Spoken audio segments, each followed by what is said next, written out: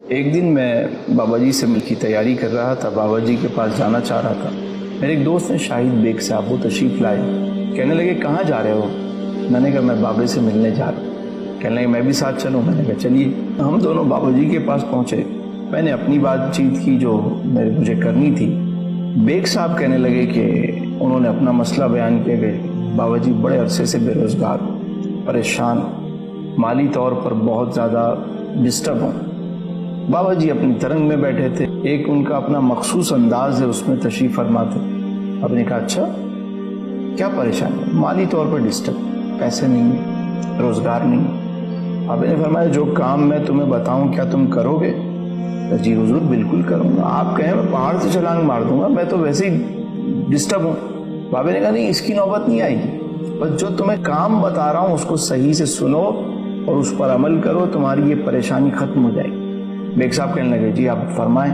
بابے نے جیب میں ہاتھ ڈالا تو کچھ پیسے نکلے۔ بابے نے جب اسے گنے تو وہ 2000 روپے تھے، بیگ صاحب کو پیش کیے، فرمایا کہ تم اس سے کپڑے کا بزنس کرو۔ بیگ صاحب کہنے لگے حضور 2000 میں کپڑے کا بزنس؟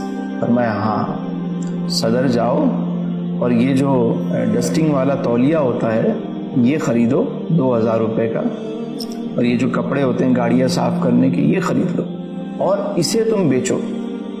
ٹھیک ہے حضور۔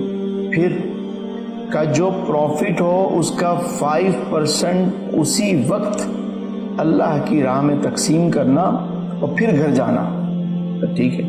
اب بیگ صاحب صدر گئے، دوسرے دن انہوں نے 2000 روپے کا سامان خریدا، اسے بیچا، جو پروفٹ ہوا اس کا 5% نکال کے انہوں نے تقسیم کیا اور چلے گئے گھر۔ دوسرے دن ان کے پاس مال خریدنے کے لیے 2500 روپے تھے، انہوں نے 2500 کا مال خریدا اور شام کو 5% تقسیم کیا، چلے گئے۔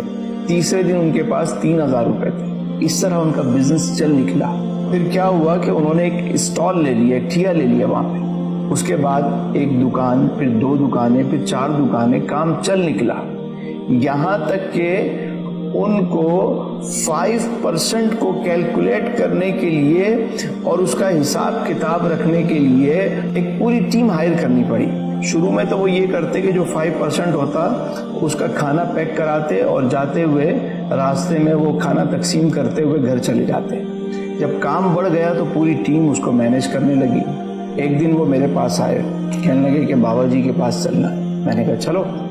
انہوں نے کچھ گفٹ بھی لیے ہوئے تھے، تحفے تحائف تھے۔ بابا جی کے پاس پہنچے اور کہا بابا جی آپ کا نسخہ کام کر گیا، ماشاءاللہ مال میں خوب برکت ہوئی۔ بابا نے کہا بیٹا زکوٰۃ تو سب نکالتے ہیں، زکوٰۃ نکالنے کا تو حکم ہے، مزہ تو جب ہے کہ اپنی وائٹ منی سے بھی خرچ کرو اور کوئی بزنس میں اللہ کے لیے کوئی حصہ مقرر کر لو، آپ دیکھو اس سے آپ کا بزنس گرو کرے گا۔ اللہ کو جب تم پارٹنر بناؤ گے تو اس کام نے چلنا ہی چلنا ہے۔ بابا جی فرمانے لگے کہ بیٹا یاد رکھنا، جو لوگوں کے لیے کھانے کا انتظام کرتا ہے اس کا کھانا کبھی کم نہیں ہوتا، جو لوگوں کے لیے پانی کا انتظام کرتا ہے اس کا پانی کبھی کم نہیں ہوتا۔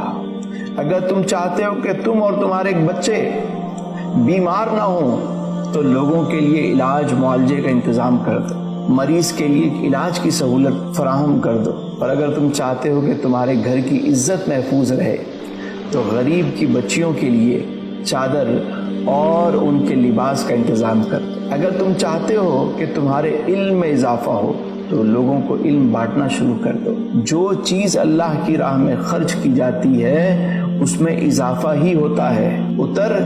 جس کنویں سے لوگ پانی نکالتے رہتے ہیں اس میں نیا پانی آتا رہتا ہے، اور جب لوگ پانی نکالنا چھوڑ دیتے ہیں اس میں کائی جم جاتی ہے، وہ جوہر بن جاتا ہے۔ دیتے رہو گے آتا رہے گا، یہی فارمولہ ہے کامیابی کا۔ اگر آپ چاہتے ہیں کہ آپ کی زندگی آسان ہو، آپ کی زندگی میں آسانیاں آئیں، تو ہمارے چینل تسلیمیات کو سبسکرائب کریں اور اسے اپنی زندگی میں شامل کریں۔